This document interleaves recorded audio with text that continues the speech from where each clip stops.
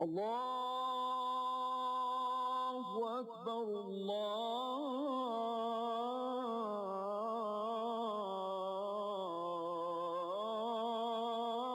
الله أكبر الله أكبر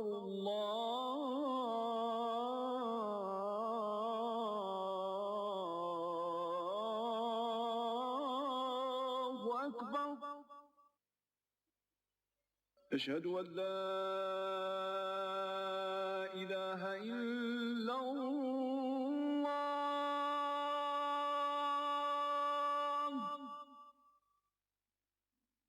أشهد أن لا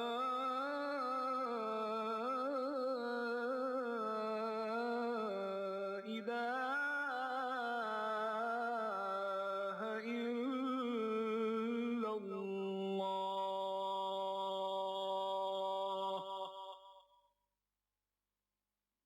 أشهد أن محمدا رسول الله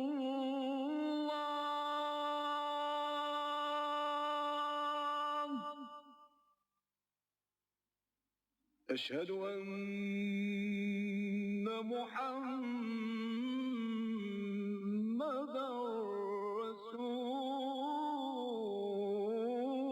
رسول الله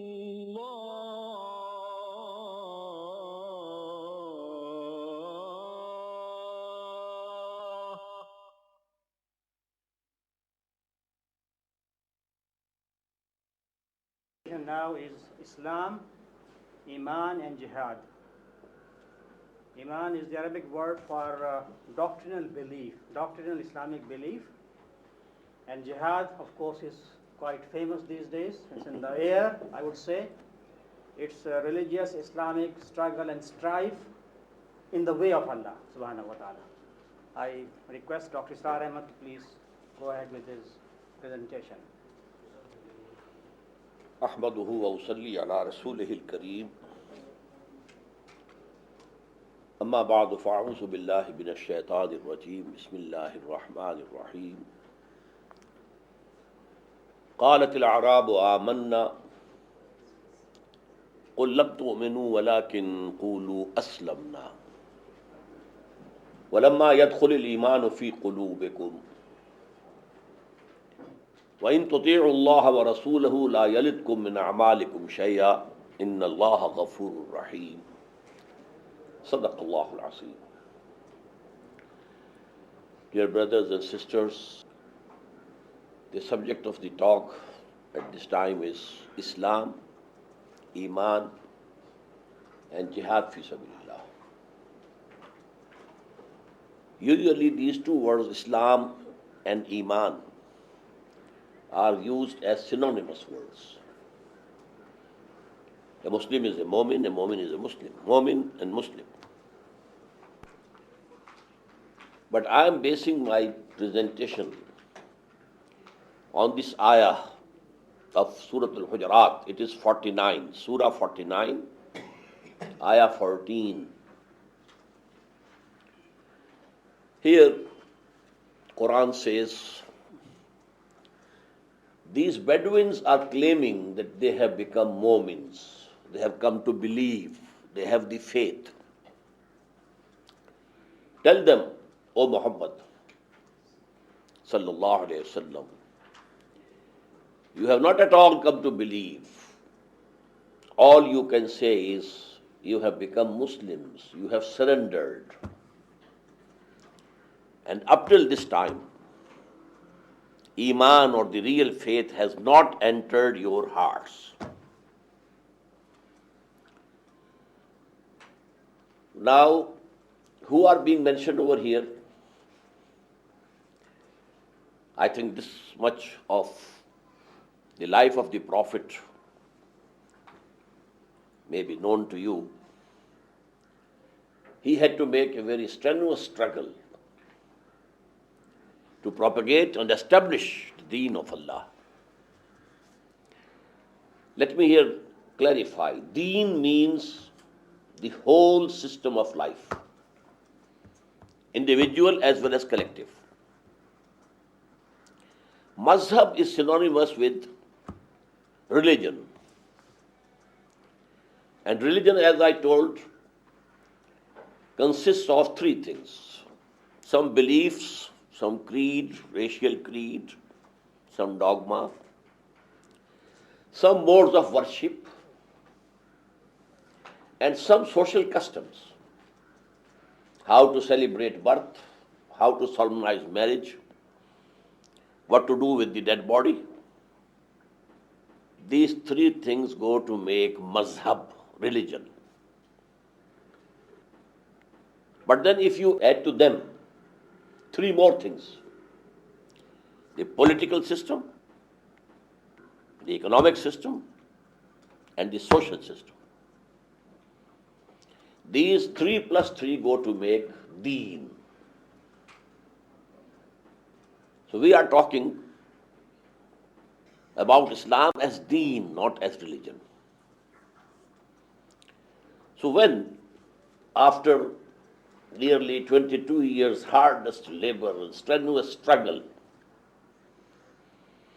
Muhammad sallallahu alaihi wasallam became successful in establishing the deen of Allah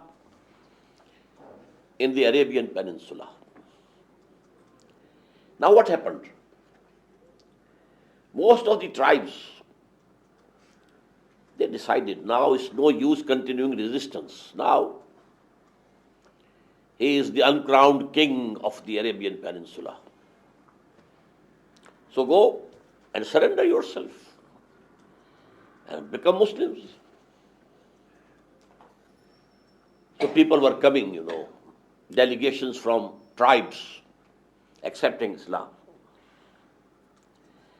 But then they claimed, now these people who accepted Islam in thousands, Quran has used the word afwaja, armies. Iza ja nasrullah, when the help of Allah comes, وَرَأَيْتَ النَّاسَ يَدْخُلُونَ فِي دِينِ اللَّهِ أَفْوَاجًا. And O Prophet, you see that people are entering the deen of Allah in armies. So when people were entering the pale of Islam in armies, there could be three possible conditions as their inner self.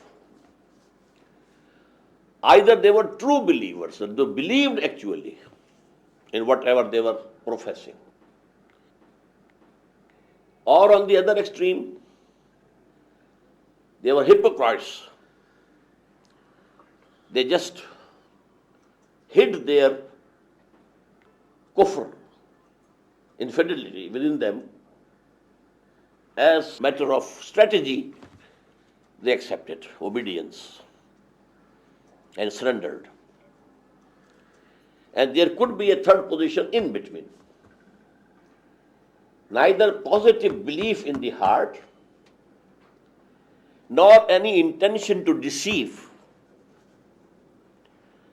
So in the form of graph, you have a zero level, 0 point in the middle, then +1, +2, +3, +4 to the right side, -1, -2, -3, -4. So there were some people who were neither true mu'mins, believers, nor they were munafiqeen or hypocrites. They were at the 0 level, but they accepted Islam. And there were on the right side people who really believed, and on the left side who had just hidden their disbelief and apparently became Muslims. Now to this third category, Quran is addressing them. قَالَتِ الْأَعْرَابُ آمَنَّا. These Bedouins, they are claiming that they have become believers. They have become mu'min. Qul, tell them, O Prophet, sallallahu alayhi wa sallam, lam tu'min. You have not at all become believers. وَلَكِنْ قُولُوا أَسْلَمْنَا. All you can say is that you have surrendered, you have become Muslims. And the real faith, وَلَمَّا يَدْخُلِ الْإِيمَانُ فِي قُلُوبِكُمْ, has not entered your hearts as yet. So here Quran is making a clear distinction between Muslim and Mu'min. Regarding the literal meanings of the word Islam,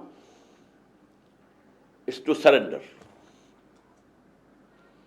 In the background of this term is that some struggle was going on, and then one party surrenders, gives up resistance, lays down the arms. Emaan means belief, real belief, to the level of personal conviction. Now, there's a hell of difference between a racial creed. You believe in certain things because your parents believed in them. That's all. It's not a personal conviction with you. And the second is you have personal conviction. So now Islam actually is the basis of the social order in this world. If you are accepted as a Muslim, you are a member of Muslim society. You can marry a Muslim woman. You become a full citizen of the Islamic State. The basis of this socio-political system is Islam, not Emaan. Because Iman is in the heart. As in this ayah I've told you, Allah says, real Iman has not as yet entered your hearts. It is only on your tips of the tongue. But who can say with certainty about any person whether he has real belief in his heart or not? We can't. This is known to Allah, God. It's a matter between him and this person. But for the basis of an Islamic society, a Muslim society, an Islamic state, you must have some basis which is solid. So that is the attestation. Verbal attestation. Ashhadu an la ilaha illallah. I testify that there is no God except Allah. And I testify that Muhammad is his servant as well as messenger. Now, no sooner than a person utters these words, he becomes a Muslim. As if a line was drawn, he was on this side of the line and now he has come to the other side of the line. Now he is a Muslim. Simply on the basis of verbal attestation. We cannot peep down into his heart whether he has said it from the depth of his heart or not. Maybe he is a spy of the enemy. And he has apparently accepted Islam. He has grown a beard also. There have been cases, in the border villages with India. The Indian spies came over as Muslims. And they worked as imams, leaders in the prayers, in the mosques for several years. And then it came to knowledge that they were the spies, they were Hindus, they were not Muslims. But legally, you can't say you are not a Muslim if he testifies. This social structure of Islam. Now, Hadith says, it has 5 pillars. A very important and very authentic Hadith of the Prophet. Again, the one on the authenticity of which both great Imams of Hadith, Imam Bukhari and Imam Muslim, agree. بني الإسلام على 5 شهادة أن لا إله إلا الله وأن محمد رسول الله وإقام الصلاة وإيتاء الزكاة وصوم رمضان وحج البيت. These are called the 5 pillars of Islam. But the most important is the first. Whosoever utters these words, he becomes a Muslim. Now when the time will come, he will pray. The month of Ramadan comes, he will keep the fast. If he has enough wealth, he will pay the zakah, the obligatory tax, obligatory charity. And if he can afford, he will go to Hajj. So these are the pillars of Islam. These are the basis of the Muslim society. And this is the basis of citizenship in an Islamic state. Emaan now is real belief in the depths of your heart. The ayah said, Emaan has not entered your hearts as yet. When we believe from the depths of our hearts. And in a very famous hadith, I think Professor Chittik has written that book on this hadith, Yes. which is called Sunnah, the basis for hadith. Hadith of Jibreel.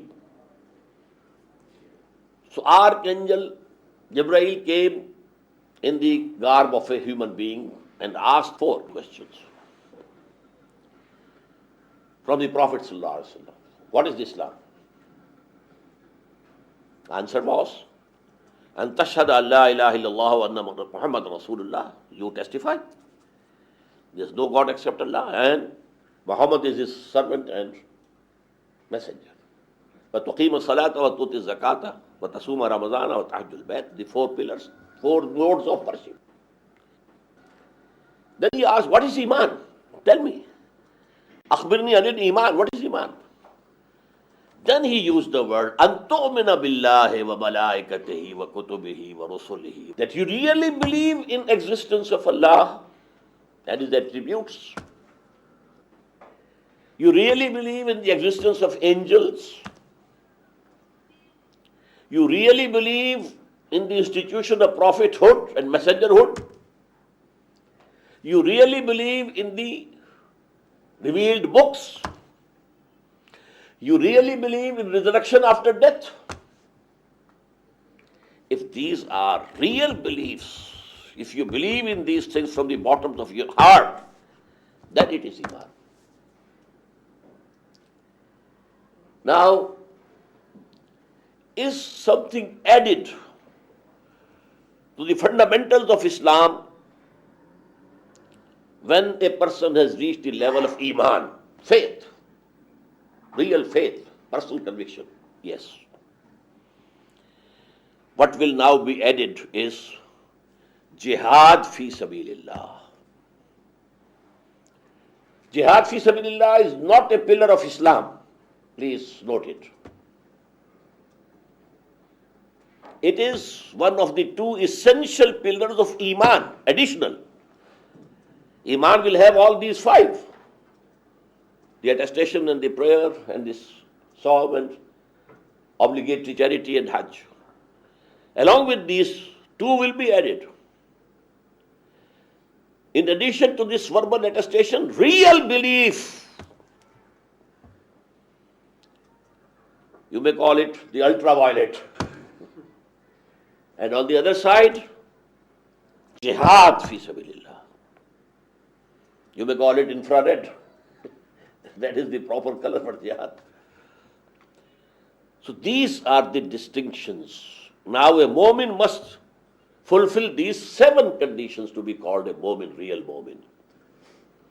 In addition to 5 pillars of Islam, real belief, personal conviction in those articles of faith, not only verbal attestation, and Jihad fi sabilillah. So now I come to Jihad fi sabilillah. I only wanted to make one point, that the basis of Muslim society, Islamic state, is Islam, not Iman. But what will matter on the day of judgment is Iman, not Islam. You might have been accepted as a Muslim in this world. You might have been a leader of the Muslims in this world. But if you don't have Iman, and Allah knows it, He knows what is in the hearts. We can't decide. In this world, we won't decide about it. But Allah knows who is real mu'min, who is real believer. So on the day of judgment, only the good acts and virtuous acts of those people will be accepted who had the real faith. If the real faith, the real iman, the conviction is not there, no deed will be beneficial. Now coming to jihad fi sabilillah, it will take some time. Brother Afsar said that it is very famous. I say it is very infamous these days. Very wrong associations with this term of Islam. But all the wrong opinions basically are based from our own mistakes of the Muslims themselves.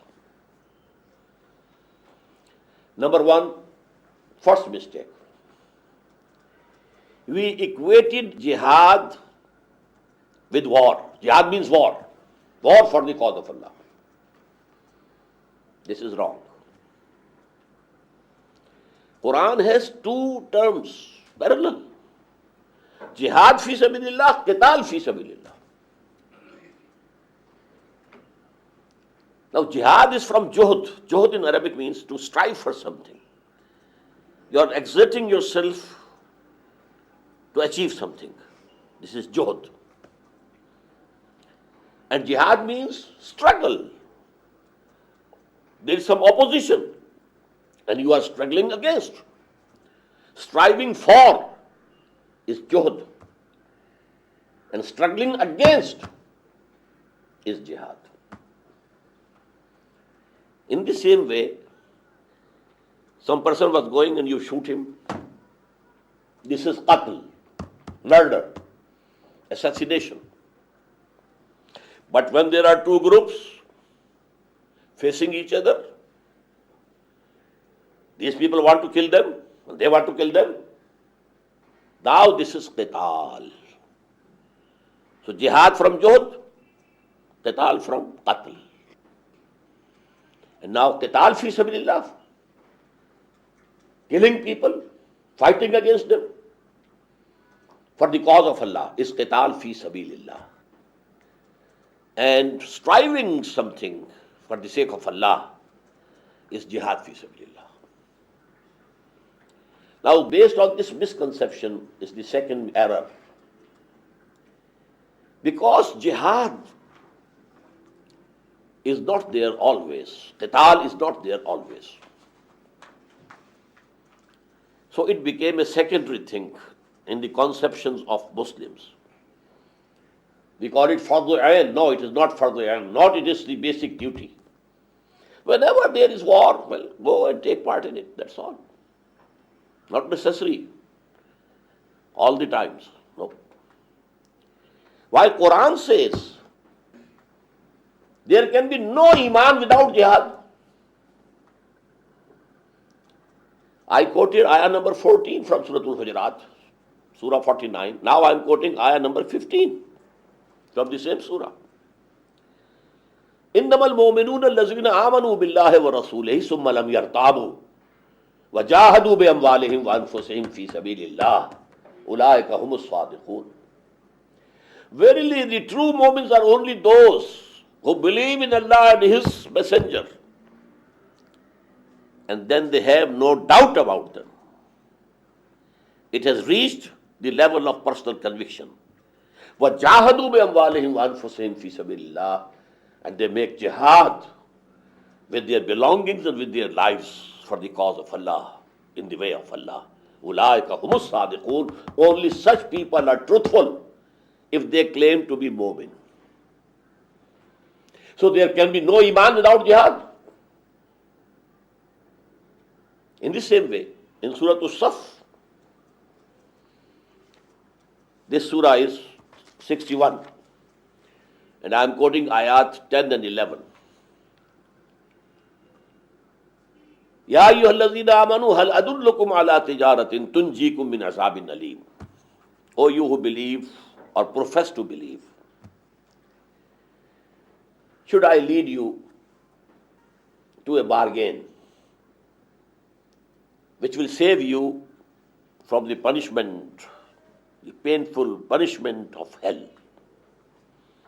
If you want salvation, what you have to do? This is the question posed by Allah, and then He Himself is answering. تُؤْمِنُونَ بِاللَّهِ وَرَسُولِهِ. Have real faith in Allah and His Messenger. Now it is very important here. The first ayah starts with Ya ayyuhallazina amanu. So this is some other iman. And now they are being asked, تُؤْمِنُونَ بِاللَّهِ وَرَسُولِهِ. You should have real faith in Allah and His Messenger. وَتُجَاهِدُونَ فِي سَبِيلِ اللَّهِ بِأَمْوَالِكُمْ وَأَنفُسِكُمْ. And make jihad in the way of Allah with your belongings and your lives. So I have made 2 points. There can be no real iman without jihad, and there can be no salvation without jihad. It is such an integral part of Islam. The third big mistake, the biggest mistake that we have committed about jihad,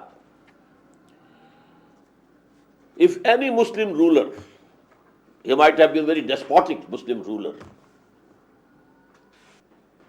if he attacks some non-Muslim country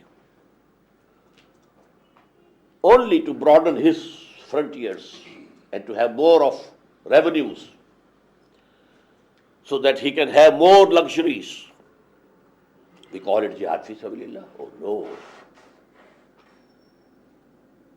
We have brought a bad name to jihad fi sabilillah. This is not jihad fi sabilillah. It is jihad for his own self, for his own benefits, not for Allah. With this background, let me now come directly to what is jihad. Jihad fi sabilillah. First of all, we know that every living being is in continuous jihad in its life. Maybe the smallest or the highest Homo sapiens. What is that jihad? Struggle for existence. There is opposition, there are hurdles, there are competitions. The struggle for existence is a jihad. And now if a Muslim is also doing this jihad, but he is abiding by the rules of the Sharia, not using any prohibited means. So this struggle for existence, his struggle to earn livelihood for himself and his family, it becomes worship, ibadah. If he is abiding by the rules of the Sharia. Now I come to a higher level. In human beings, there may be struggle for freedom, struggle for self-determination,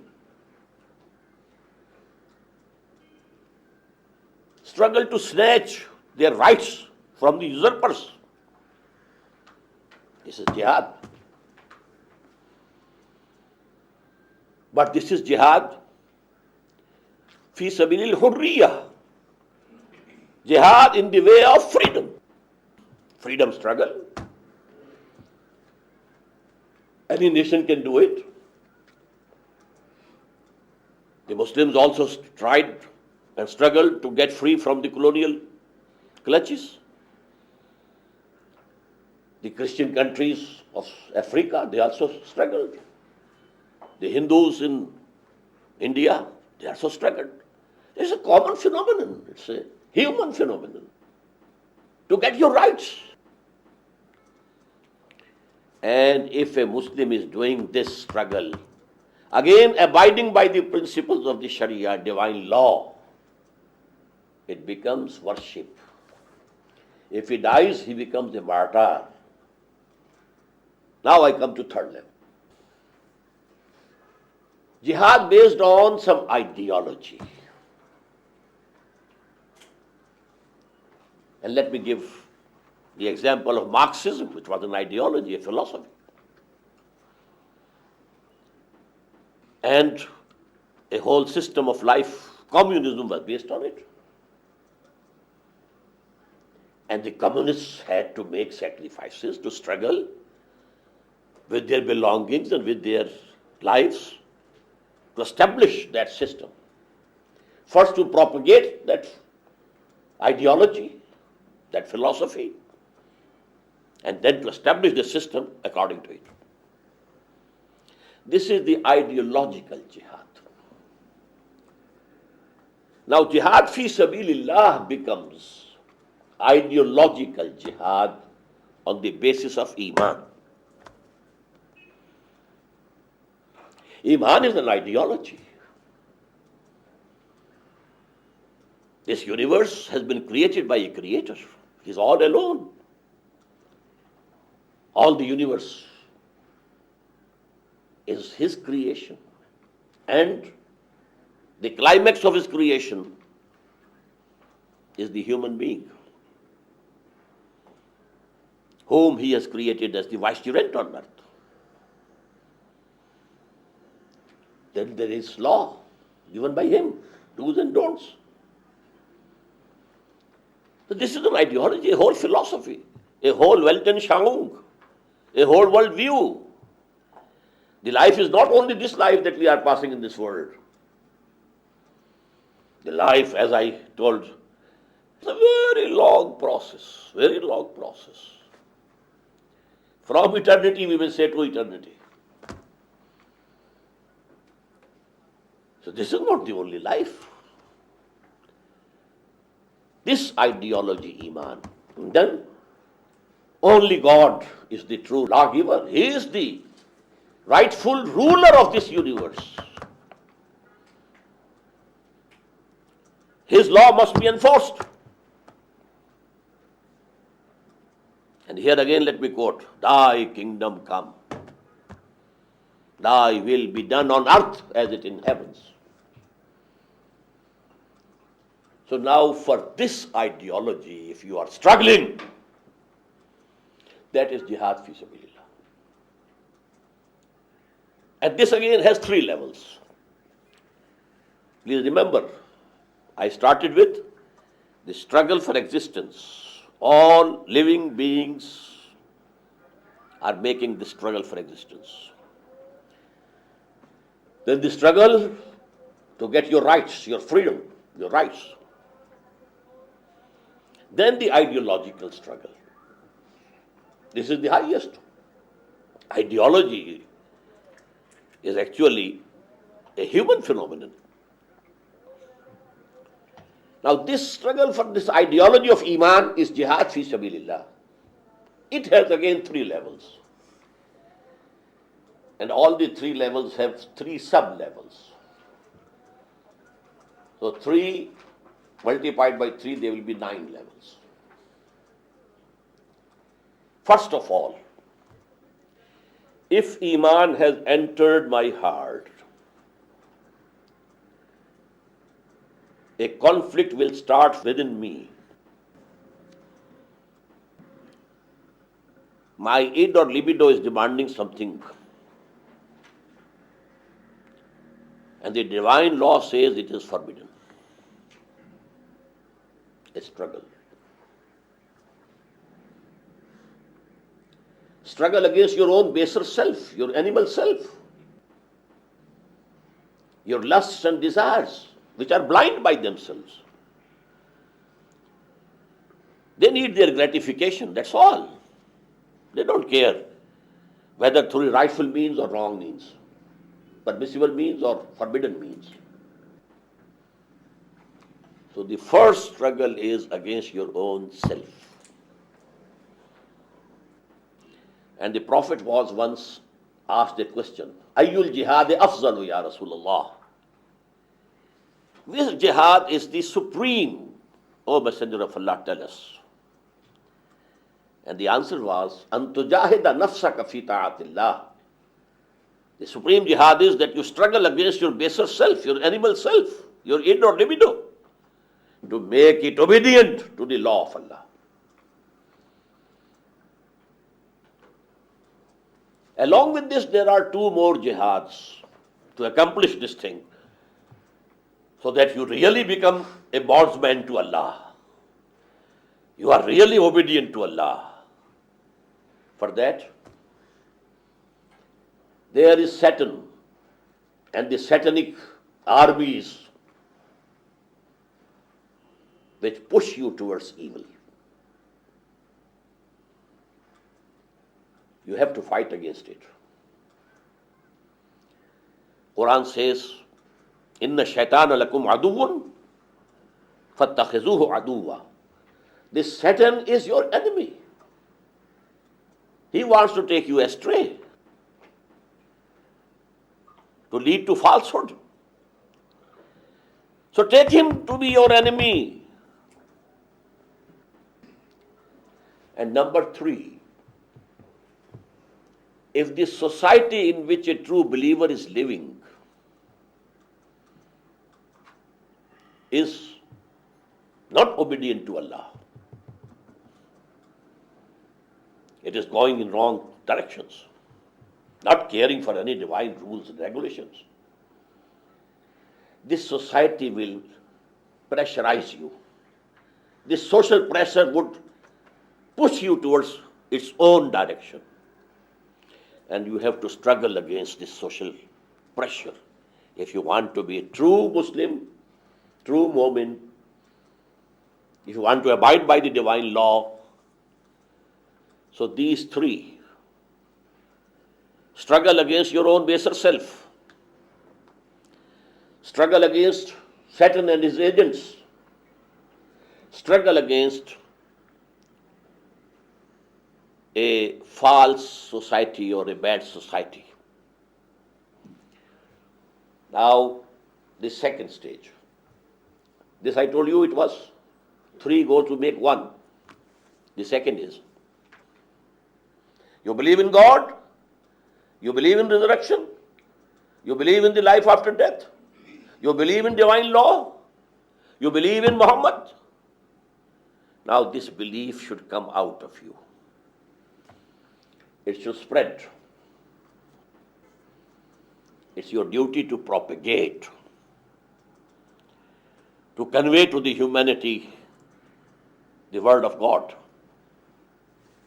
the guidance that He has sent through His Prophet, Muhammad sallallahu alaihi wasallam.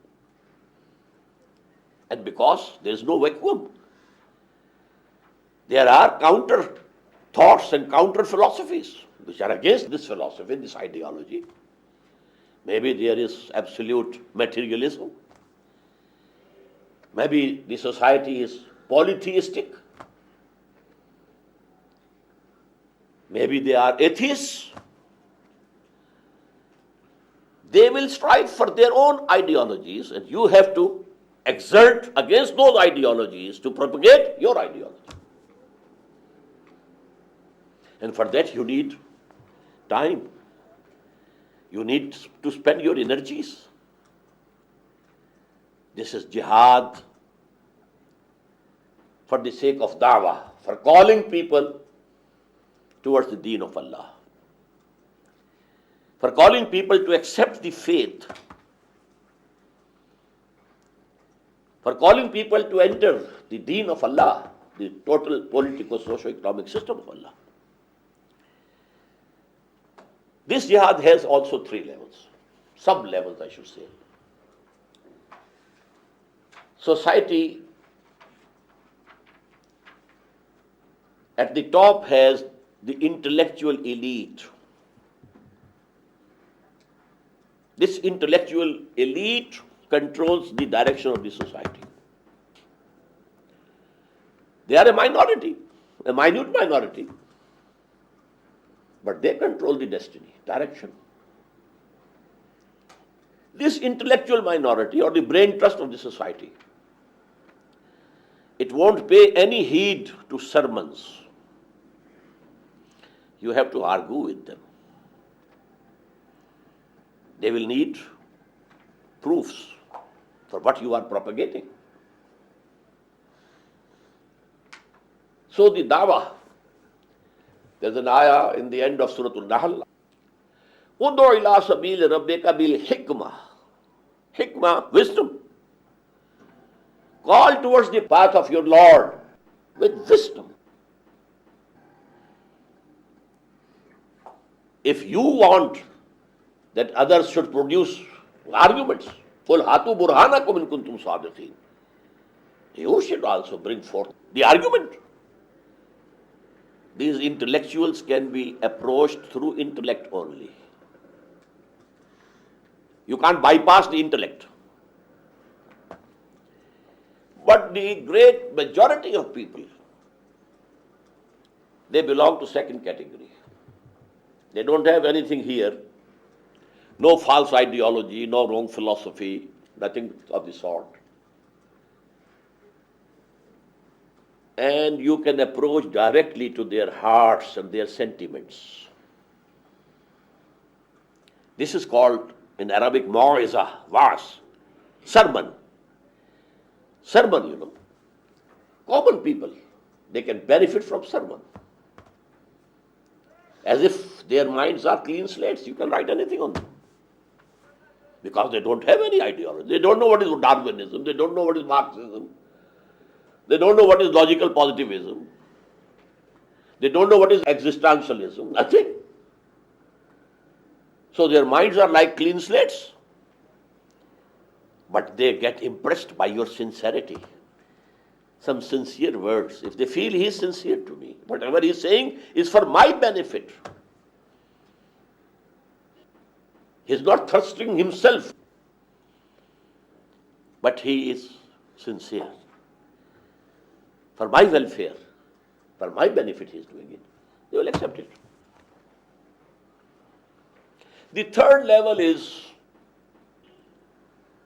the institutions. You have different ideologies in the field. They have propagators. Even in religious sense, if you are a Muslim and you are propagating Islam, there are Christian missionaries, they are propagating Christianity. Then calling themselves Muslims are Qadianis, they are propagating their religion. Baha'is, they are doing it. Now you have to engage into a dialogue with them.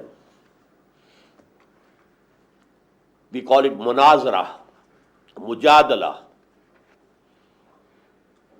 You have to grapple with them. Because they are not going to accept anything. They are being paid for that. It's their profession. So for them, neither the wisdom would work, nor the sermon would be beneficial. You have to defeat them.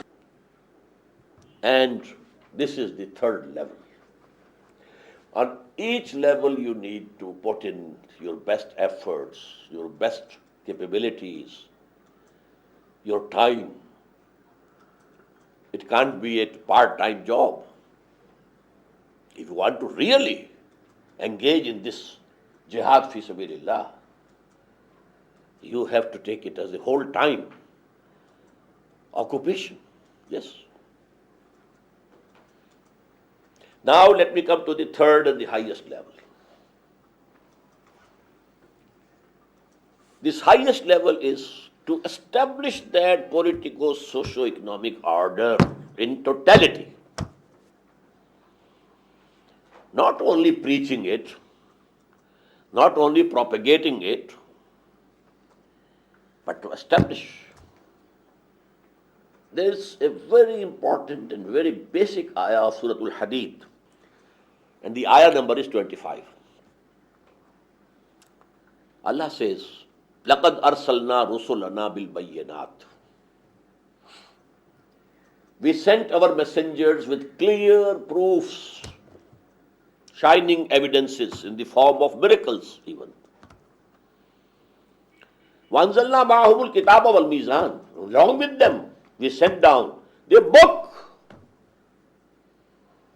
the guidance, the do's and don'ts, and mizan, the balance. which will give you a balance between man and woman. What are the rights of men and what are the rights of women? A balanced view. The capital and labor. What's the point of justice in between? State or society versus the individual. How much freedom to the individual? How much authority to the state or the society? There has to be a balance, a just balance. And the prophets and messengers came with these two things. لَقَدْ أَرْسَلْنَا رُسُلَنَا بِالْبَيِّنَاتِ وَأَنزَلْنَا مَعَهُمُ الْكِتَابَ وَالْمِيزَانَ. What for? Was it all an exercise in futility?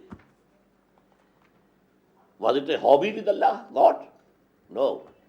لِيَقُومَ النَّاسُ بِالْقِسْطِ, so that the people abide by justice. Very important ayah. The final purpose of the sending of prophets and sending down the books and giving the law is to establish justice, just social order, political as well as economic as well as social. Now everybody knows, if there is a state or society based on injustice, you have people at the helm of affairs who have vested interests in that structure, in that political, socio-economic system. They will never allow you to change the system, to take out something from the mouth of the lion.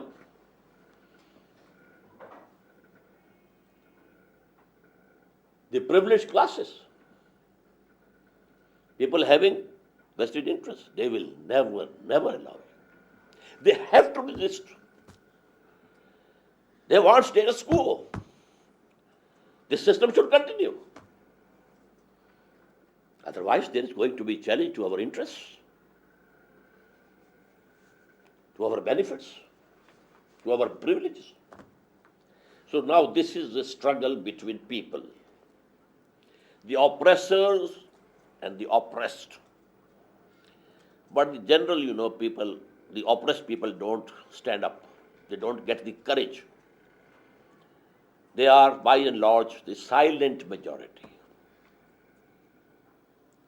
But a minority who has accepted the revolutionary ideology of justice,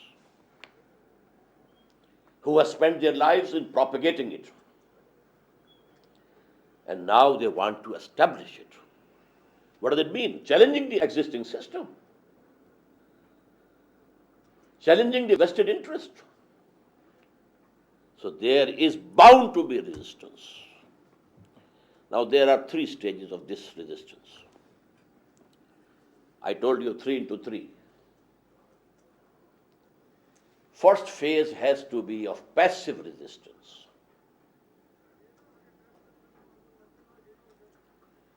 The people at the helm of affairs will persecute you, torture you,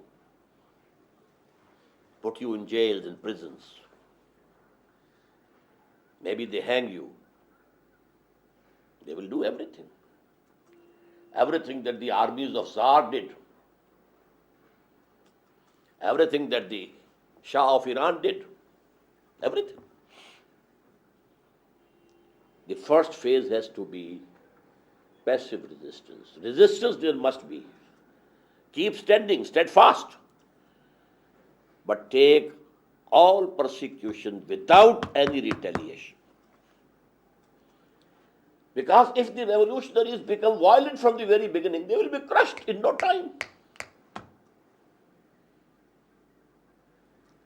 They have to borrow time.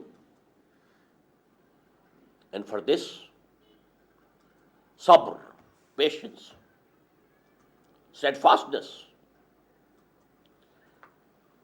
You don't budge an inch from your position. but don't retaliate. Take all persecution without any retaliation. I call it passive resistance. Quran terms it sabr. Patience, patience. But the second stage comes when you feel that you have enough force with you now, enough number of people, fully and deeply committed to the ideology, ready to sacrifice everything they have, even their lives, and organized into a strong organization. Then you challenge the system. This is active resistance. Let me give you the example from Gandhi. The first phase of his challenge to the Britishers was non-violent, non-cooperation. That's all. Non-violent. We don't have to harm anybody, kill anybody, to destroy any property, nothing. Non-violent, non-cooperation. Only one thing, we will not wear your cloth. We shall spin ourselves and we shall make our own cloth and wear it. Total boycott of British cloth. That was the first step. Such a big market as India was and still is. All the mills, in England, piling their products. India is not accepting. Then the second stage was non-violent civil disobedience. We are going to the ocean, to the sea.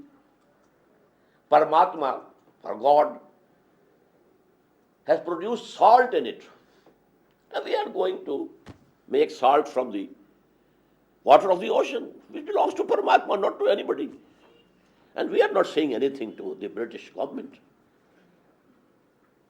But there was excise duty on that. So he challenged the whole taxation policy of British India. This was the second stage of struggle. The third stage didn't come in his life. Why? Because the Second World War broke. And after that, the Britishers were so weak now that they couldn't hold on to their territories. They had to leave.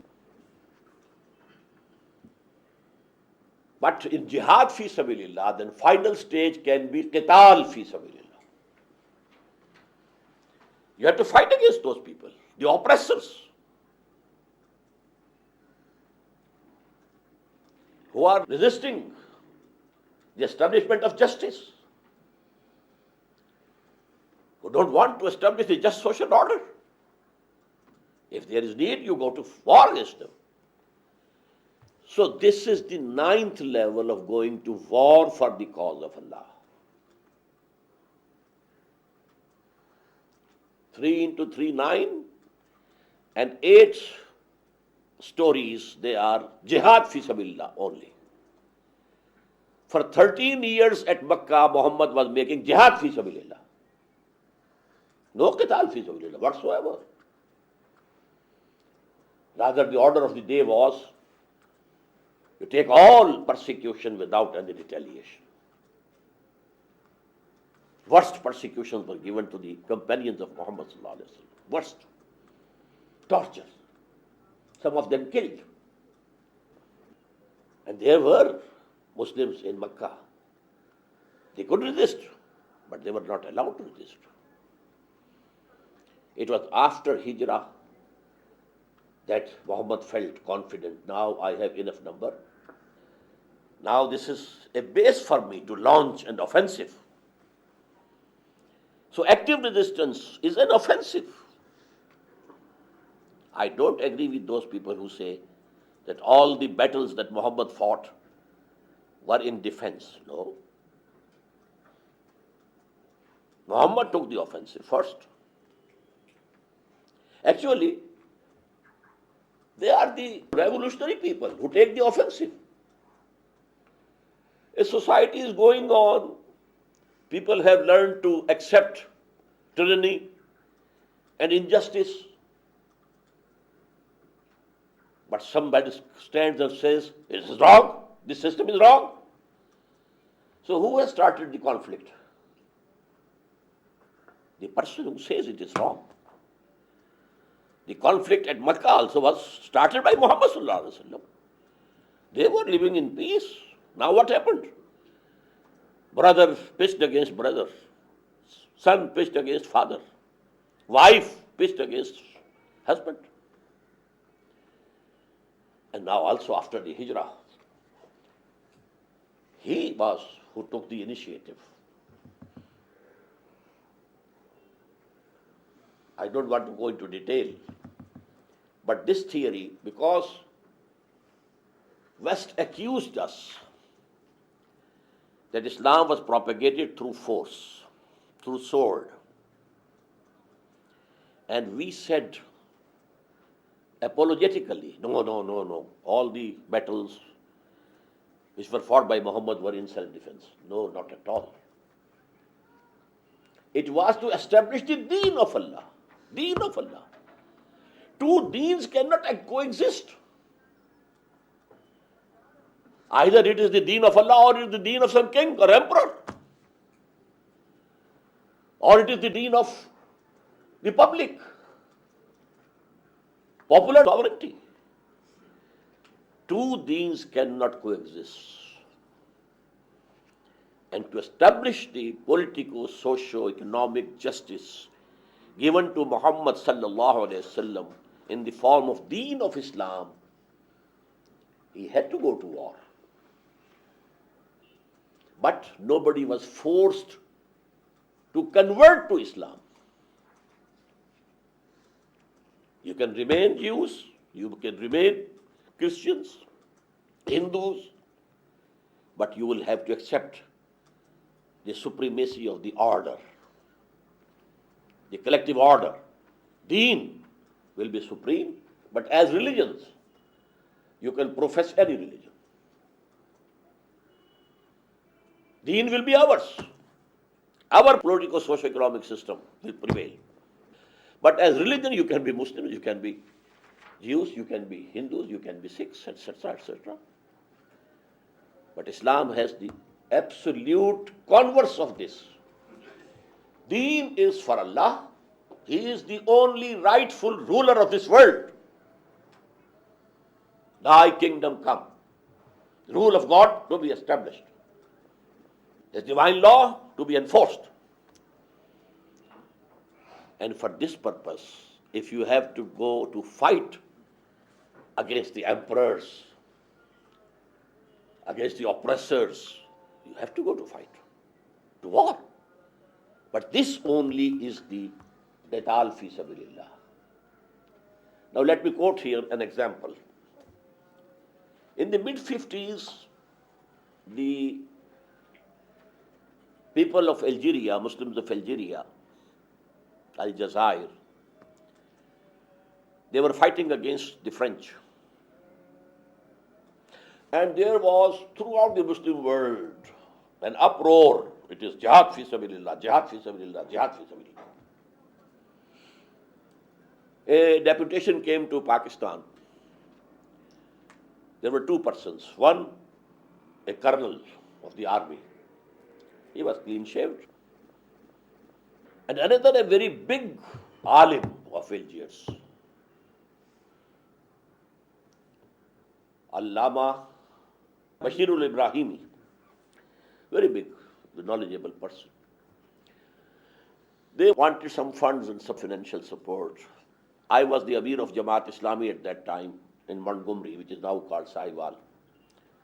We formed a body and collected some amount. And when I heard his speech, So beautiful speech, so passionate about jihad fi sabilillah.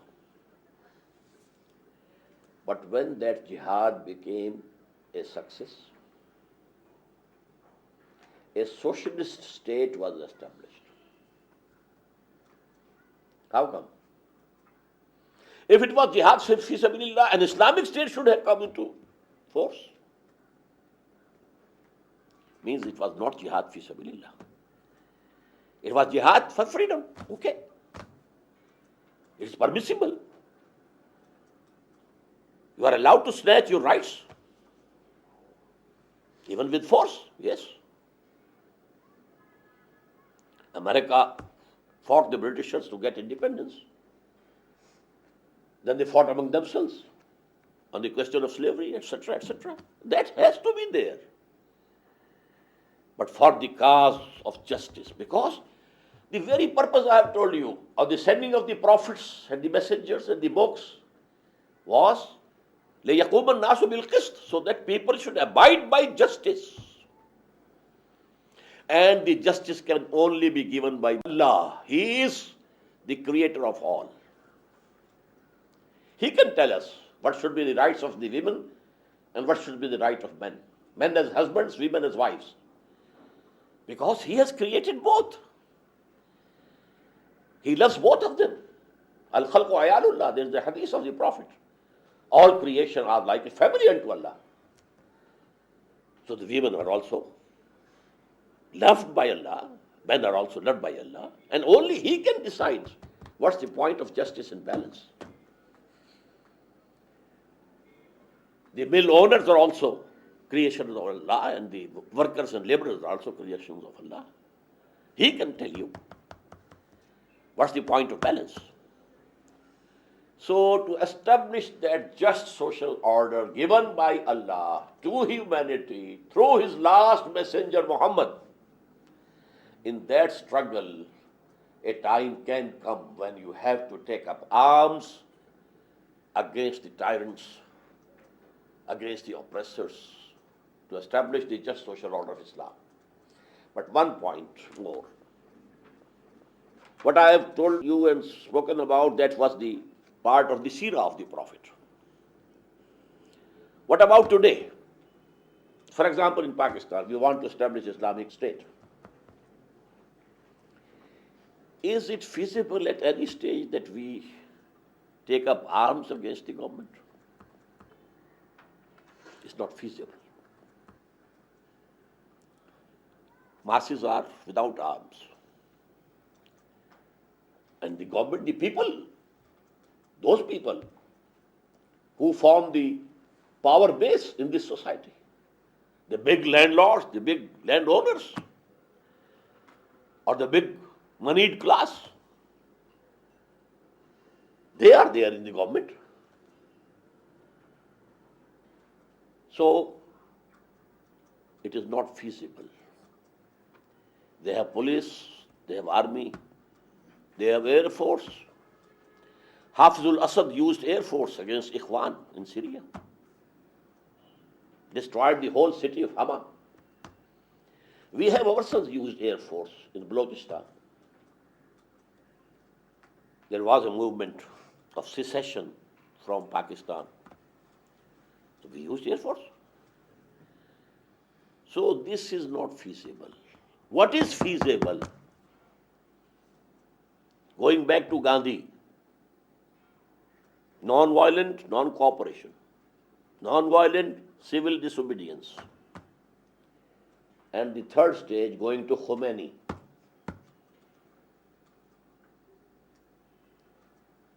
The unarmed revolt against the people in power. A mass movement, not using arms, ready to lay down their own lives. The Iranians laid down their lives in thousands, between 20 and 30,000 people. Then the Shah had to run away for his life. He thought that this army will revolt against me. Why not to kill this one person? How long will we go on killing our brothers? Who are they? Our brothers, our sons, our nephews in the street. So that is the answer of the final push. A mass movement agitation. It can be the best form also, as it happened in Georgia, perhaps, just recently. But here, they have to lay down their lives. But they will not take the life of anybody. It will be one-sided war, not two-sided. I think this should be sufficient.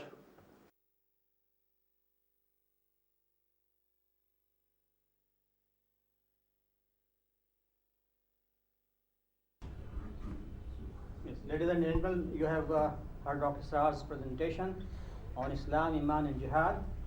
And now the floor is open for discussion.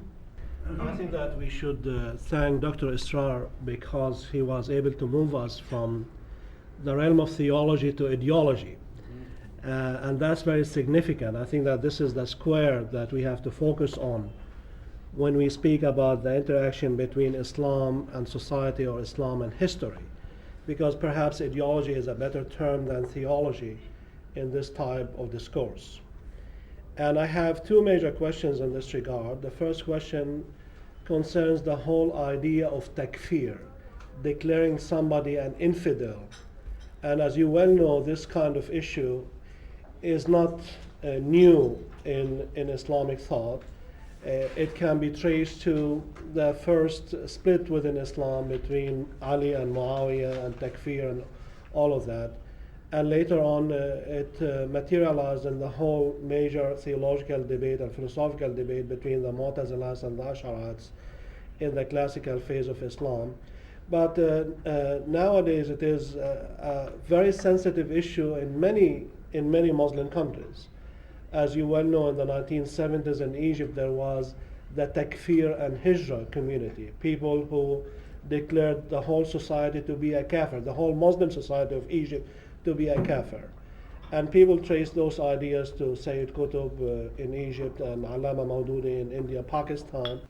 And of course, there are major traces of such ideas. Now, the question is, who does have the authority from an Islamic perspective? Does any human being or institution have an authority to declare somebody or something, such as an institution, a kafir, an infidel? Firstly, as I told, if we don't know anything else about a person, and he testifies that there is no God except Allah and Muhammad is his slave and messenger, he is a Muslim. But if then we come later on, we come to know that he doesn't believe in Quran, for example, something which is most basic for Emaan, then we declare him an infidel and kafir. And the case about Qadianis and Baha'is, that they don't accept Muhammad as the last prophet, and they think that the institution of prophethood and messengerhood is continued. So declare someone to be a kafir infidel is separate from accepting someone as a Muslim. If we don't know anything about him, he is testifying he is a Muslim. But if we come to know that he believes in something which is just absolutely contrary to Islamic belief, then we declare him as infidel. In an Islamic state, it's only the state which can declare anybody or any sect or any group of people as infidel. But during the colonial rule, when there was no Islamic state, this function was taken up by the ulama. But as bad luck would have it, the ulama then used this sword against each other also, with little differences in theology and in the fiqh and law and this and so that is the sad part of it. But ulama, if they have a consensus about a group that they are not Muslims, they are outside the pale of Islam, then we have to admit it. This thing happened in Pakistan about Qadianis. The ulama, all sects, all Shias, Sunnis, and Brelvis, and Deobandis, and Ahl Hadith, Zahiris, Jamaat Islami, there was a complete consensus that they are outside Islam. And then the government also took this step. Mr. Bhutto, he got it decided by the parliament. And the Qadianis were given full opportunity to present their case. But then the committee of the parliament decided, no, they are outside Islam. Now, I think that what you have essentially talked about is what we call, in Christian theology at least, the relationship between violence and the sacred. And I'm really delighted that Violence and the sacred, al-Qudsiyya, the sacred. And I'm really delighted that you have explained that from an Islamic perspective. However, I don't see any major difference between your ideas on the connection between jihad and violence or offensive Islam, so to speak, in your own terms, and between the ideas of somebody like bin Laden and Ayman Zawahiri. The only difference I see is a matter of tactic, that perhaps you are much more tactical than they are. No. But in an essential theological justification of jihad, I don't see a big... No, I'm sorry, you have misunderstood me. Yes. They have not passed through those 8 stages. Yeah, but these stages Have are they made tactical dawah? stages. Have they organized people? Have they purified their souls? Whatever bin Laden is doing or the other, extremist groups, they are showing their anger only, just angry children, giving vent to their anger because America is supporting Israel and it has gone out of way to support the Zionism. So they are angry, that's all. But this is not jihad fi sabilillah, not at all. My description is absolutely different. When the Russian armies entered in Afghanistan and there was a resistance, there was all, in the whole Muslim world, jihad, jihad, jihad. And then bin Laden was also bringing Arabs, Yes. and Omar Abdurrahman was also doing the same thing. Abdullah Azam was also doing the same thing. I never accepted it to be jihad fi sabilillah, never. I said this is jihad fi sabilillah hurriya, and this is permissible in Islam. And if you lay down your life for that, you are a martyr. But it is not jihad fi sabilillah. Jihad fi sabilillah has to pass through those stages. The prophetic, model. But then, when Taliban came, and they established some laws were enforced of Islam, and there was all peace and tranquility in 90% area of Afghanistan. And one command of Mullah Omar and this cultivation of poppy, 0. Then we said, okay, now these people, they are the rebellions, the Northern Alliance, and the war against them is fi sabilillah. In the same way, I never accepted that whatever is going on in Kashmir is jihad fi sabilillah. Never. It is also jihad for freedom, for self-determination, etc., etc. So this is the main point. We have used this word mistakenly, in wrong sense, and we are actually to blame to bring bad name to jihad. You have blown it out of proportion. Yes. So this was a follow-up to the first question. What's the second question? That's the second question. Okay. You will agree that different Muslim societies or different Islamic movements will have to determine at what particular stage they are in on the basis of analysis of the objective conditions of their own societies. In other words, different Islamic societies and different Islamic movements can be at different stages of resistance. You will also agree that it is possible that Islamic movements can make mistakes in terms of strategic choices or the objective determination where they are right now. Like 1950s, the Muslim Brotherhood thought in Egypt that they have reached a stage of qitab and they started indulging in violence. which probably in the view of many observers was a premature kind of thing. Two questions. One question is that, do you consider the possibility that these strategic or tactical mistakes can be made? Yes, definitely. But- they can be committed. And they are ijtihadic mistakes. Yes, right? ijtihadi mistakes. They will give no harm to the people in the hereafter. But here in this world, the movement will fail. The decision of converting from passive resistance to active resistance in the case of the life of Prophet was done by Allah. Now, as the head of an organized Islamic movement yourself, what is, in your view, what is the particular state at which you find yourself? Passive resistance, active resistance, qital fi sabilillah. You said that you do not approve of qital fi sabilillah because it is not feasible. My question is, if it becomes feasible, If it is feasible, If it is all- permissible. If there's a mass revolt. if you said because arms are not available to the masses, if arms become available to the mass, my question is the issue of the legitimacy of violence. Yes, this qital fi sabilillah is legitimate, is halal, is permissible till the end of this world. But in the given conditions, the objective conditions, generally speaking, it's not feasible. And at what stage you find your movement? Yourself, my movement actually is in the very beginning stage. Dawah, purification of selves, organization.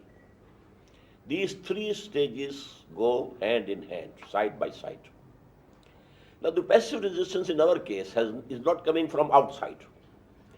It's on the level of society.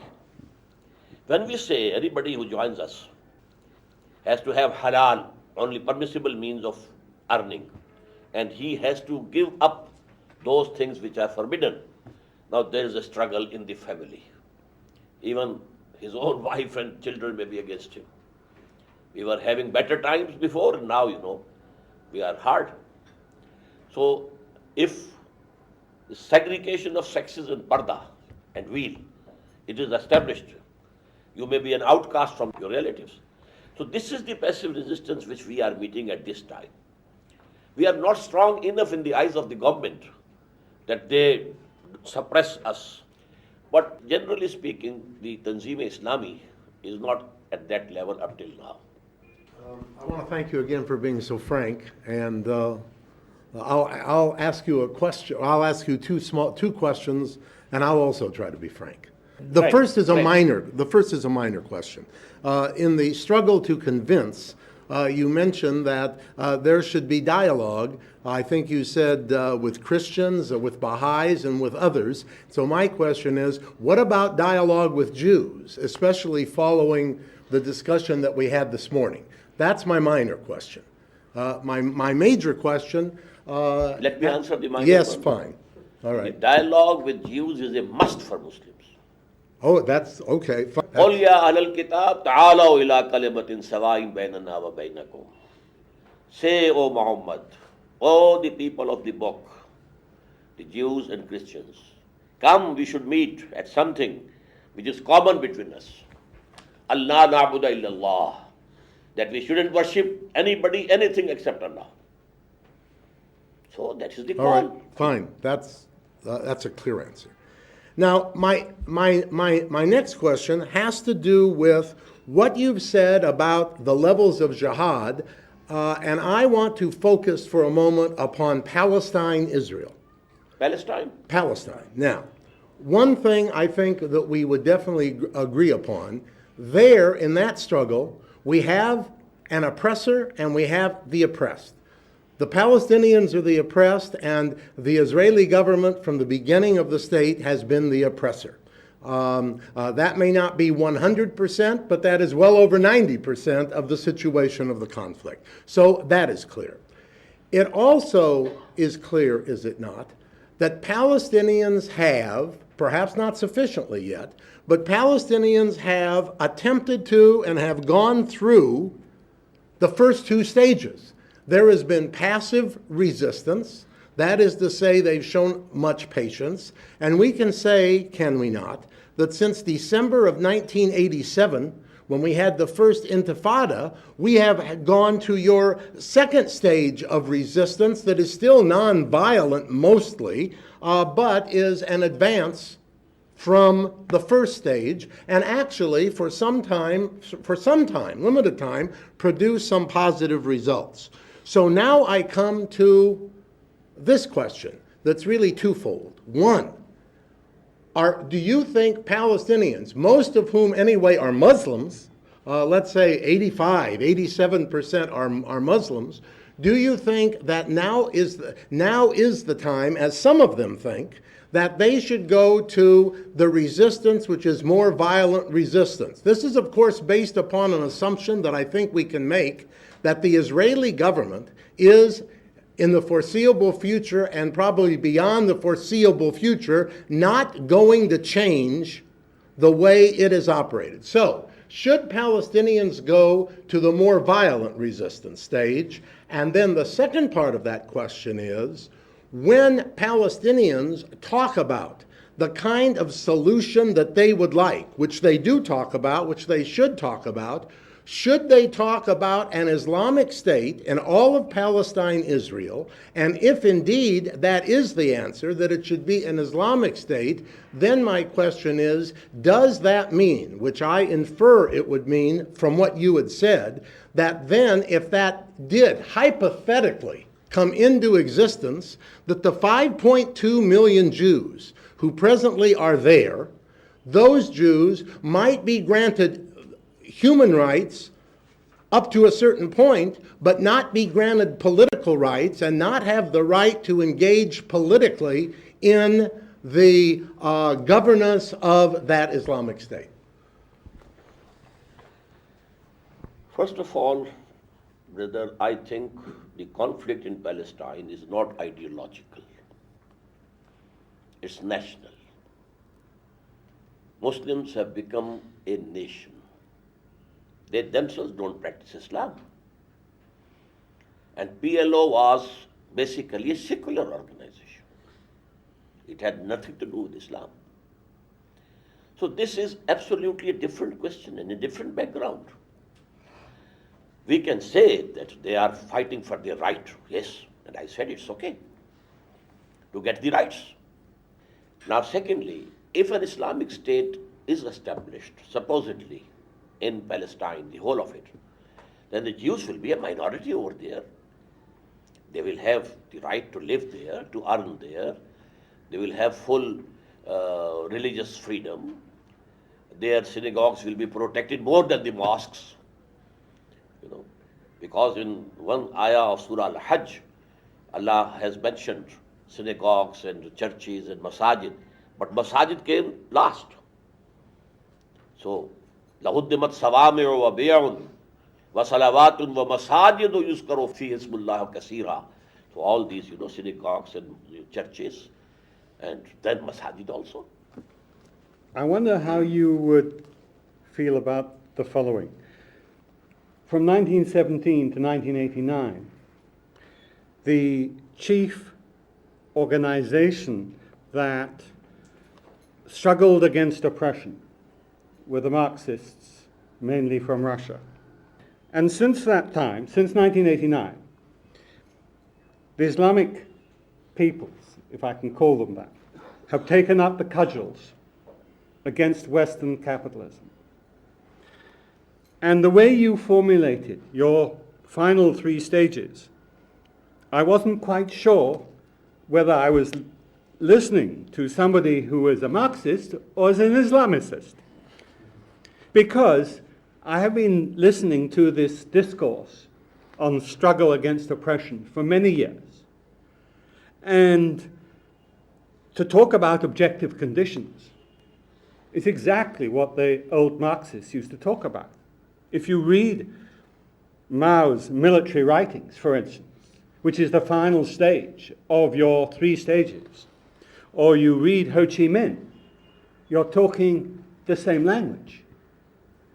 And so it seems to me I would be very interested to know how you respond to this question. If you can remember, I mentioned Marxism before Islam. That the example is Marxism and communism, an ideology and a system of life being based on that ideology.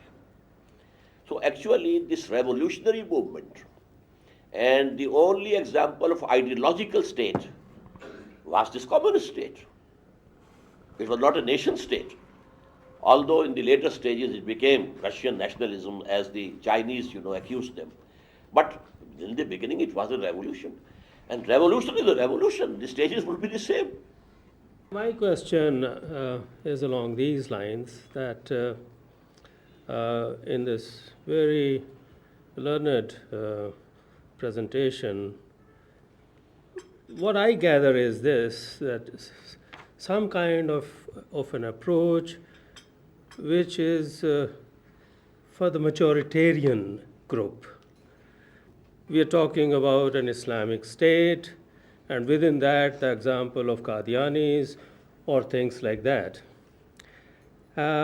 What do you think would be the posture of Muslims for pursuit of justice in United States or in contemporary India?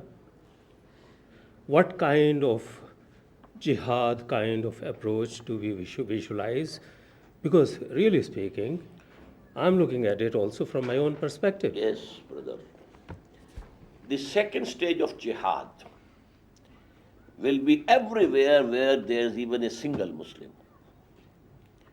Muhammad sallallahu alaihi wasallam started his da'wah, his invitation towards the way of Allah, when he was all alone in the whole world. What to speak of the Arabian Peninsula? He started it. People started joining him, and in due course of time, he had the power, he had that much strength with him that he challenged the system. So we have to continue the dawah, this calling, Ud'u ila sabili rabbika bil hikmati, dawah towards Islam in America, in India, yes, everywhere. But in the Muslim countries, we think there is more chance that people can gather together and establish the Islamic State. Although this hope is now diminishing day by day, but still we are doing it here. But in America, in India, we have to be the propagators of Islam, especially the social justice that Islam provides. So basically my purpose here is to look at the possibility of an emerging paradigm which can be more universal and which can be applicable to humanity at large, create some kind of a social model. That's where I'm trying to go. Not only social, political also. Yeah, socio-political, politico-economic model, Yes. Socio-politico-economic spiritual model, spiritualistic model. Because I think individually, each one possibly will be guided by their own sets of spiritual inclination and spiritual evolution. So therefore, I think taking the totality of the human situation at an individual level and at the subsets of society, how do we bring it collectively together? I think that's where I'm trying to go with this. I'll keep on coming back to that maybe. Brother, as I said, truth is one. Yes, thank you. Not everything is true. So we have to propagate the truth and call people to accept the truth.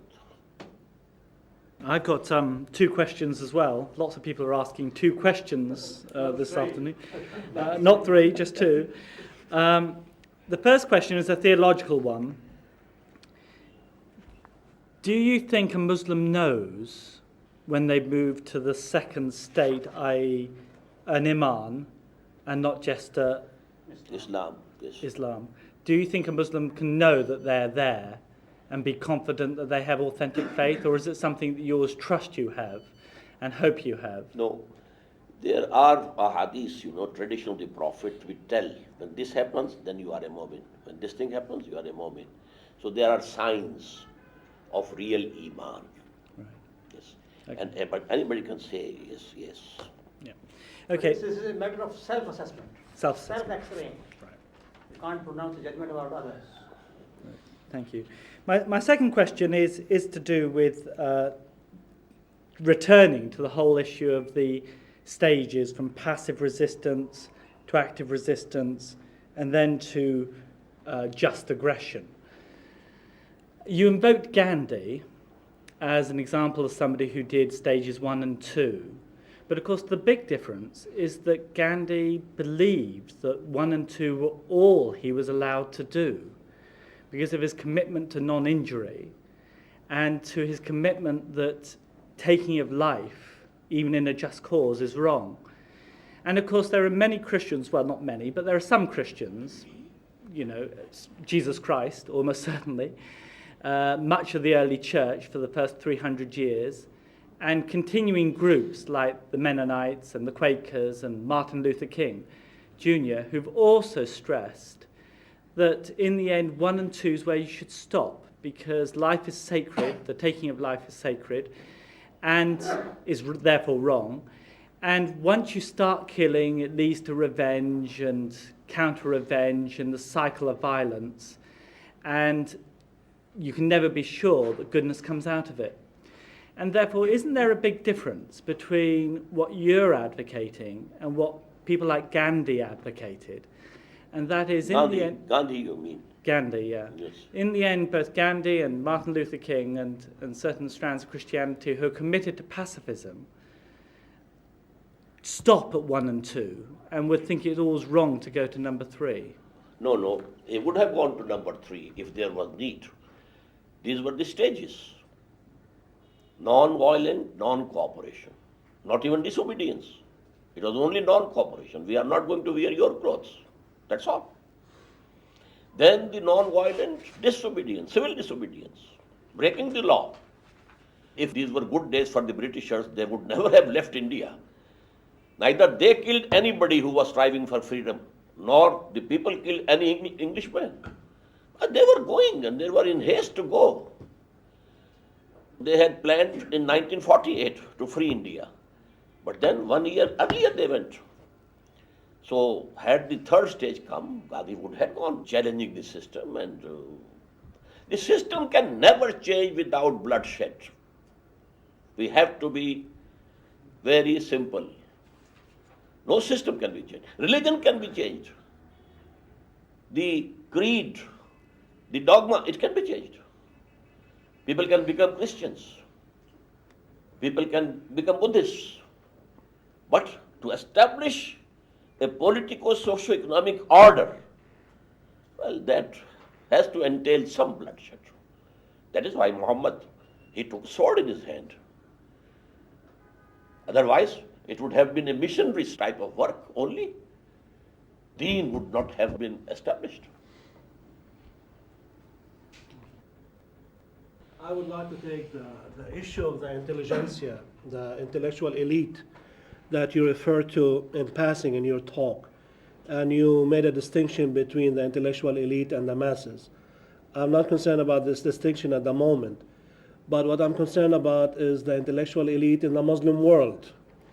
Of course, the intelligentsia are not homogeneous. One can define them in so many different ways.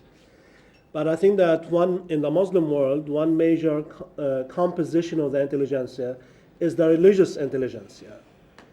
And in a country like Iran, we said that in a sociological sense, not in a normative sense, I think that Iran is the only example I can think of in the 21st century where religious intelligentsia are in charge. They have the power. Of course, there are major conflicts between certain forces within Iranian society. But here the ulama are in power. But that's the only example I can think of. I don't think this is the case in the Sudan or the case in Malaysia or Saudi Arabia or Pakistan, although some of these countries are referred to sometimes as Muslim countries.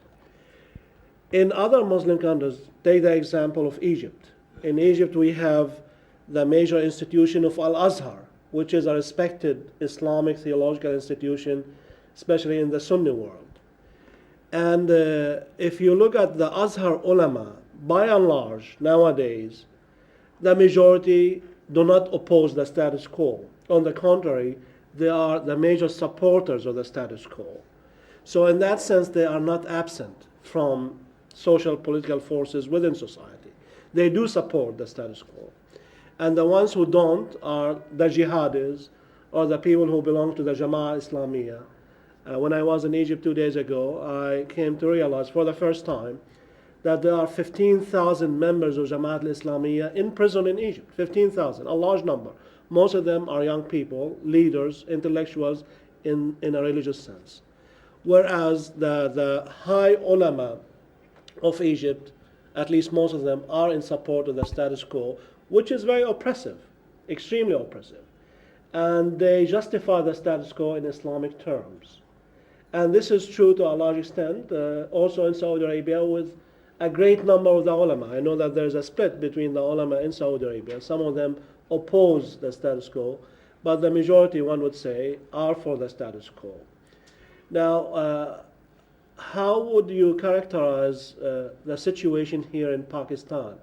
Would you say that the majority of the ulama are for the status quo or against the status quo? It's a difficult question, but in the first instance, I disagree with you. The ulama don't belong to the intelligentsia or the intellectual elite. They are learned people, learned in the religious sciences only. Yeah, but that's a production of knowledge. No, but anyway, but it's restricted. Scope is restricted. that's not restricted. Yes. The ulama are in touch with the masses, and that's not restricted at all. No, the scope is restricted. Yeah. They are in touch with the masses because they are there in the mosques. And every seventh day there is a meeting, there is a public gathering, and they have the contact with them. But intellectuals means those people who obey their intellect first of all, philosophical bent, and they want to have this intellectual thirst satisfied. Those are the intellectuals. And in the Muslim world, it's very sad that the actual intellectual elite is secular. And to Islamize them is the biggest challenge for the Islamic movements. Well, I disagree with this kind of character. I think that the religious elite are a major part of the intellectual elite. They are not the only part, but they are a major side, a major layer of the intellectual elite in We can contemporary. agree to disagree. Yes, that's Yeah. true. If I am mistaken, please forgive me. You said that Prophet Muhammad ﷺ was led an offensive Yes. jihad. Yes. Okay. Can you give examples? Example is And that but with isolating from the conditions and of the time, because brother, after Hijrah, yeah, we can't prove there was any move from the Meccan side, from the Mushrikeen of Makkah. all the wars were around Medina. What? No.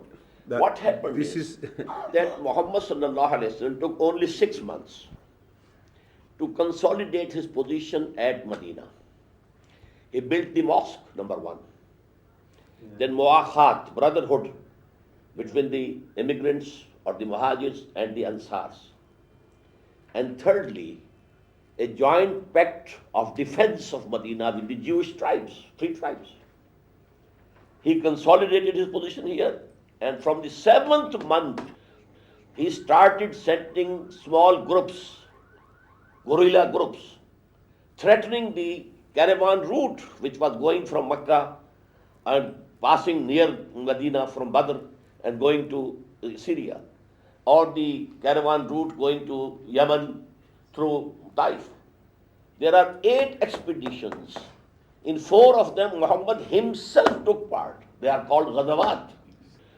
And the other 4 are Saraya. before their attack, before the attack of Before Badr. Medina people. Yes. And there was no move whatsoever from the Makki side. Well, they wanted to go and attack Medina and finish this because job. I mean, what I said, isolating from the condition, because each time they used to receive information that they are going to attack Medina. That's why, yeah, that's why he did, yeah, that's why he did. No, you He can't did prove, peace treaty with Jewish and even with these 8 Christians. expeditions, you cannot prove any one of them was based upon any information coming from Makkah. I think this point needs to be analyzed very deeply, because Yes. it is, I feel very much doubt that in Prophet's life there was offensive jihad to any, I mean, if we study very deeply that Yes. he was all in defensive cases, because this, Well, the conquest of Mecca was a form of offensive jihad. Are you, oh no. Sir, are you familiar with Fazl Rahman's argument that for each single battle, we do not need to establish a point of provocation from the Meccans? What we need to establish is the overall offensive context that the Quraysh of Makkah had established, to which Muhammad sallallahu alaihi wasallam had to respond. And that's the argument which Fazl Rahman has built. Actually, there is no proof that the Makki people were planning some attack of Medina. As I was saying, there were hawks and doves. The hawks, Abu Jahl, Uqba ibn Abi Mu'ayyad, they wanted to attack. But there were doves who wanted, though they have gone from here. And one person, Utbah ibn Rabi'ah, he said that now leave Muhammad and the rest of the Arab world. Now, if Muhammad is eliminated by the rest of the Arab world, this thing will happen without yourself soiling your swords with the blood of your brothers. Who are they? They are from Quraysh. And if Muhammad can subdue the whole of Arabia, it will be to our gain. He is a Qarshi. So a Qarshi empire will be established. So this was the argument going on. But when that thing happened, when the caravan was going to Syria under the leadership of Abu Sufyan, Muhammad sallallahu alaihi wasallam, his men chased it, but it escaped. When it was coming back, he sent an SOS message to Makkah. I fear that Muhammad and his people, sallallahu alaihi wasallam and radiyallahu ta'ala, they will attack us. So send some help. And from the other side, from Nakhla, Nakhla is a place between Makkah and Taif. There the Prophet had sent 11 people. And the command was, stay there and keep us informed of the movement of the Makki people. There happened a skirmish. One of the mushrikeen of Makkah was killed by Muslims. 2 were made prisoners, and they brought the booty also. The Prophet said, I had not commanded you to fight, but he didn't take any action also.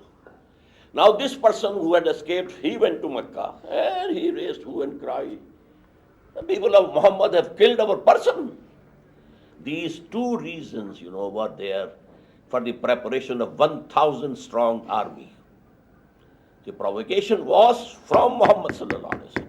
We have to be very clear regarding this. This is a very important issue of the Sirah. I want you to consider the consequences of the position you are taking. And here is how I see it. If we articulate the jihadic ideology as an offensive ideology, and we say to the world that we have not yet reached the stage at which we can undertake violence, take up arms against the forces that are opposed to Islam. We are at stage 1 or at stage 2, but definitely a time will come when we will engage in offensive jihad against the rest of the world. Then the rest of the world is perfectly legitimate, is justified in taking a preemptive strike against the Muslims so as not to entertain the future possibility of being attacked when the Muslims are in power or in a position. So here gives the perfect legitimacy to George W. Bush to attack the Muslims. Well, he got the legitimacy by himself without any provocation from the Muslims. No, I'm just actually, but asking you to consider the consequences. Yes. A difference should be made between what happened during the life of Muhammad sallallahu alaihi wasallam and what can happen today. The spreading of the message of Islam in those days couldn't be by any other means except conquering. Today you have television, you have all communications, you can spread the message of Islam. And if you can show an example of political socio-economic system of Islam, that would be the best of propagation. That's where I wanted you to come. And my question was, is But it regarding possible? the life of the Prophet, Yeah. we shouldn't distort So, it. okay. Yes. Is it possible to establish the socio-economic and political justice without using violence? In other words, is it possible to establish an Islamic social order through democratic, peaceful means? If by democratic peaceful means you mean elections, etc., my answer is no, not at all. These democratic peaceful means, they are held, elections are held to run a system, not to change the system. The power bases in this society, they will be reflected in the elections. The elections might be very transparent, but the power structure, the landlords, the moneyed people, they will come there and they will try to have a status quo. So actually this is not the way. But I told you that it is not necessary that you go to war.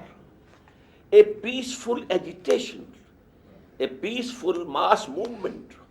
But for that peaceful mass movement, you need a very strong, integrated, disciplined party, first of all, which can control the mass movement. The mass movement otherwise can be hijacked by any person who raises a louder slogan. Unless you have this backbone of that mass movement is a very strong, disciplined party. Hizbullah, as Quran says it. The party of Allah. I would like to make one comment about Al-Arab urban dichotomy in early Islam, as well as the urban Bedouin dichotomy in the contemporary Muslim world, a comparative outlook in brief. As you correctly said, the Quran is severely critical of Al-Arab in many of the Quranic verses because originally they disobeyed, etc., etc. But one could say that, one could take that as a lack of harmony in early Islamic Arabia, between urban Islam and non-Islamic desert, so to speak. And that's why Al-Arab were, violence was used against them, in a sense, by the urban Muslims to integrate them. But if we look at what we call the Gulf states in the past 50 years, since the beginning of the Cold War at the end of the 1940s, we can see that the Gulf states, because of petroleum, have been integrated into the international capitalist market. And we can see the consequences, where now tribal leaders are in power, and they have been in power for centuries, in the case of Saudi Arabia, since the end of the 18th century. This is true in Jordan. It is the same family, the same tribe. It is true in Egypt, the same tribe or the president. It is true in Morocco. So here the tribes seem, after 14th century of Islamic progress, seem to have overcome their problem of urbanism by controlling the urban side of Islam, so to speak. Do you see what I mean? That initially, urban Muslims attacked the Arab, whereas nowadays the Arab are in power. They attacked Arab. How? That the Quran is critical of the Bedouins. Critical, because you know there was lack of training for them. Right. The people at Medina, they had the companionship of Muhammad sallallahu alaihi wasallam. Right. So that is why Quran says that it's not necessary that all the Bedouins should come to Medina to learn Deen. So that was the proposal given by Allah. I don't disagree with that. But what I'm trying to say is that in the contemporary period, in the past 50 years or so, it is the Arab who have come from the desert, who have overcome urban Islam and who are in control. It's not Arab, it's oil. It's only oil and nothing else. And then, education is widespread. Or living, in very far off corners, they are getting education. It's propagating Bedouin philosophy. Okay. When you were talking about your second group of jihad, the struggle against the intellectual, where you use argument, the use of the sermon for those who are non-intellectual so you can touch the heart. Yes. And then you talked about dialogue for those of other faith traditions in other religions. You talked there about the fact that the goal must be defeat. You use the word defeat, I think, of other religious traditions. And I assume what you mean by that is that because Islam's true, you've got to persuade the Jew, persuade the Christian, persuade the Hindu of the truth of Islam, and in that sense those religions should disappear. And that's fair enough. Is there anywhere in your theology the idea that perhaps God has given to the Christian, to the Hindu, to the Sikh, to the Baha'i, an insight that Muslims can learn from? Is there anything that perhaps Muslims should absorb, in much the same way as, Aristotle was used by Al-Ghazali?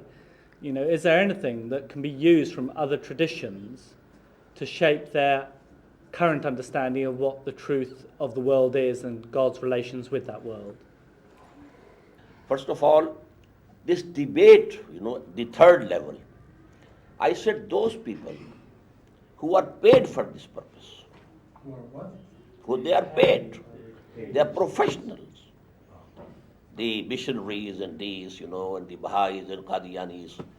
So we have to silence them by argument, by debate. They are not going to listen to any argument, etc., but debate, just as Ahmad Didas has done. But this is not dawah. This is not the calling towards Islam. Calling towards Islam is two levels, at the intellectual level, at the common level. The common level, who don't have any false ideology in their minds, sermon will do.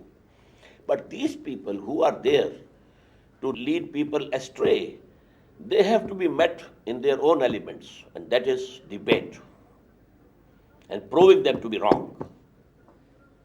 Now, let's just clarify this. So they need to be silenced. People who are paid, like me,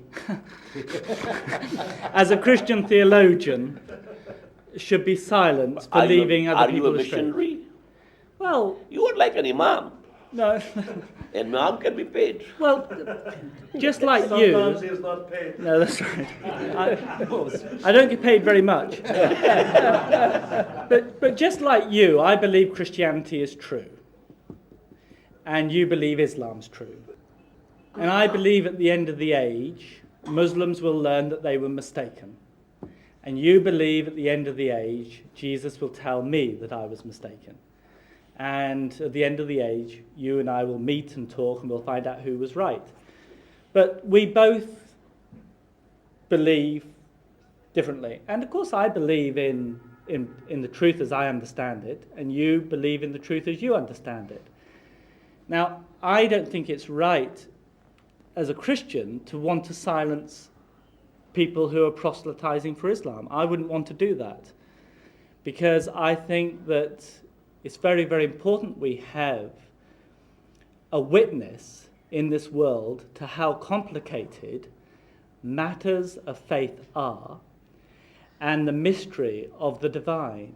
And I think God intended religious diversity for that reason.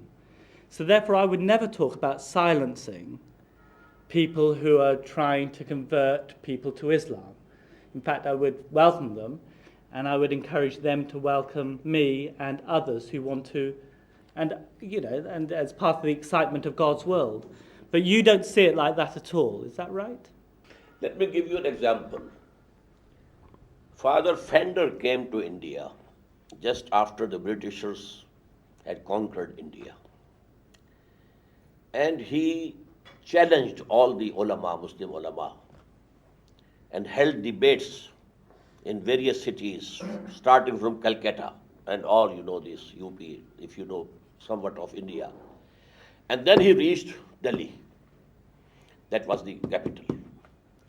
And there, standing on the stairs of the great mosque, He challenged all the ulama of India, come and argue with me.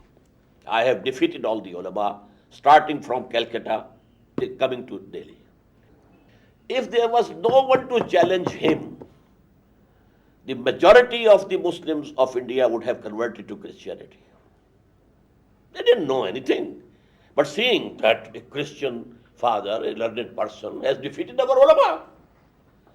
So to stop this thing, what happened? One person came up, Rahmatullah Kairanvi. He defeated him.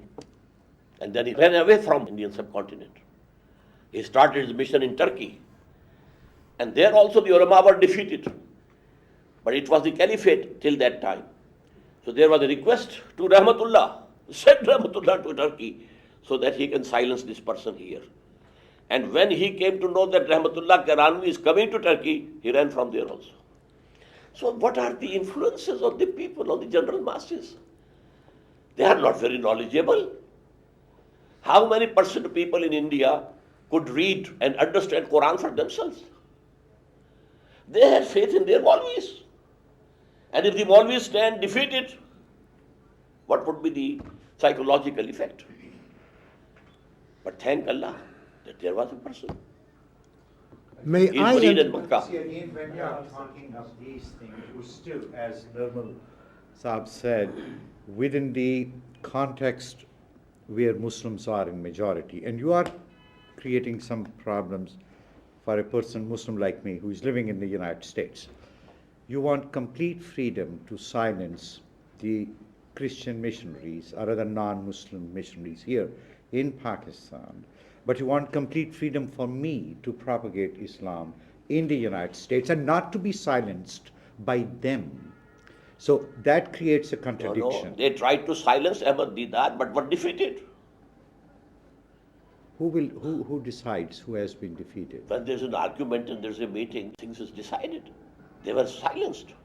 What was the name of that person, who was later on? Jimmy Swaggart? Yes. Jimmy Swaggart was defeated. My question is about Muslim and Mu'min. And what I'm trying to sort of comprehend here is that Mu'min is a person who, I suppose, who is developed or evolved in Emaan and whose kirdar is such that it justifies that way. Now, in this whole process of jihad or struggle of various kinds, struggle for living, struggle for rights, and struggle for spreading ideology, various levels of struggle which are there. Eventually, all struggles are triggered, inspired, supported, and led by some people. And I want to try and understand this, that how do I recognize a Mu'min? How do you recognize it? Recognize a Mu'min. Mu'min. How do I recognize that somebody who is leading is a Mu'min and not self-professed Mu'min, but the real one? Because really speaking, a Mu'min is the real Musliman. He's a godly person. He is honest, he is compassionate, he has got the goodness of humanity and God's creation in heart, and he's in love with he's in adoration. These and are the love with attributes God. of a Mu'min, not Haji? a Muslim. Mu'min. Yes, I'm yes. talking Muslim. And therefore, he is, I would say in common parlance, he is really the true Muslim. The definition of Muslim is, hey, be a Mu'min, then only you can be called a Musliman. Now, how do I recognize that person? How do I find him? Because he's the one who can possibly help me, who can guide His me. character, his behavior. But But, I'm but telling you, here, for because- the purpose of this world, we don't need to decide. Only thing is Muslim. The membership of the society is on Islam, I told you, from the very beginning, not Emaan. Because we cannot pass any judgment about Emaan of anybody, whether he has it or not. So that the whole socio-political structure is based on Islam. or you may call it legal Islam. This is legal Emaan. Because we have an ayah in Quran in Surah An-Nisa, Ya ayyuhallazina amanu aminu billahi wa rasul.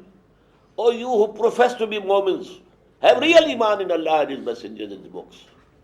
So a legal Iman is Islam, verbal attestation. He might not be practicing. He might not be saying 5 prayers, not even 1 prayer. But if he believes that prayer is a part of Islamic Sharia, he is accepted as a Muslim. Last question from Dr. Faris. Yeah, I just Very want brief. to be enlightened myself about statement وَمَا عَلَى الرَّسُولِ إِلَّا الْبَلَاغِ. So how we can now tie with this statement and that we are going to establish. هو الذي أرسل رسوله is- بالهدى ودين الحق ليظهره على الدين كله. Yeah, but Thrice for Prophet Muhammad. It is he, that is Allah, who has sent his messenger, that is Muhammad, with 2 things. The full guidance, the total guidance, al-huda, and the dinul haq, the true system, political, socio-economic system, dinul haq. but it's not mentioned political, socio-political, economic. Dinul haq, deen is nizam. The But- difference between mazhab and deen. But that is interpretation to me. Yeah. No. For example, we have in Surah Yusuf, Din al-Malik. What does it mean? Ma kana liyakhudha akhahu fi Din al-Malik. What does it mean? Because to convey the message is something else. No. To establish it is something else. Joseph wanted to retain his brother Binyamin with him in Egypt. Yeah. He couldn't do it according to the law of the king. He was not the king. The king was the person who had seen the dream. So either it is the deen of king, Deen al-Malik, or it is deen of Allah. يَدْخُلُونَ فِي دِينِ اللَّهِ أَفْوَاجًا. And Islam is deen, not mazhab only. So actually to make that deen supreme over the whole of this system was the basic purpose of the advent of Muhammad sallallahu alaihi wasallam. So We must conclude now. Thank you so much. الله أكبر الله أكبر لا